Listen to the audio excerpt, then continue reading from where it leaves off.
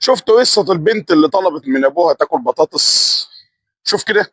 طفله صغيره ماشيه مع ابوها، ابوها فقير جدا جدا، فبتقول له يابا انا نفسي اتعشى بطاطس مقليه. طفله صغيره، انت لو عندك ولد او بنت صغيره وطلبت منك حاجه هتطلع اللي في جيبك كله، فبتقول له نفسي في شويه بطاطس مقليه، فالراجل بيطلع في جيبه ما تلاقيش في جيبه الا 2 جنيه ونص، والله زي ما بحكي لك كده 2 جنيه ونص بس. فالمهم راح له خضراتي، شاف البطاطس مكتوب عليها 5 جنيه، المفروض ان هو يعمل ايه؟ مش هيشحت، هو مش رايح يشحت من الراجل، فبيديله 2 جنيه ونص، بيقول له بس انا عايز نص كيلو بطاطس. قال له نعم يا اخويا، انت جاي لي عشان تشتري نص كيلو بطاطس؟ طلع لك شنطه من عندي واحط البطاطس في الشنطه واوزنها عشان نص كيلو؟ لا ما عنديش. الناس واقفه يا جماعه بتتفرج على المشهد ده، البنت خبطت على رجل ابوها بتقول له خلاص يابا، خلاص مش هتعشى بطاطس والله. انت عارف الراجل، ناس بيبصوا على الراجل واللي كانوا واقفين يشهدون على هذا الكلام، الدم، عارف الدم الاحمر خرج من انفه من الفتحات دي، خرج كده وقعد ينزل دم على فمه، ثم بعد ذلك وقع على الارض وفاضت روحه الى الله تبارك وتعالى. حصل عنده ارتفاع في ضغط الدم. كلام، شوف كلمه عملت في الراجل ايه يا جماعه. قبل ان ننطق لابد ان نفكر،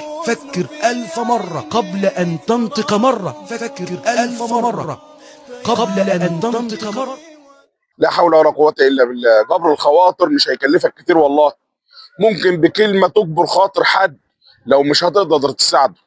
لكن في ناس قلوبهم زي الحجاره ولسانهم احد من السكين وكلامهم كله دبش، وما بيراعوش ان كان هيجرحوا اللي قدامهم ولا هيأذوه بكلامهم. والحجه انا اللي قلبي على لساني. ما هو ده المصيبه، لما اللي قلبه اسود يرمي ويرجع سواده علينا. يبقى يا لطيف ابعتها له.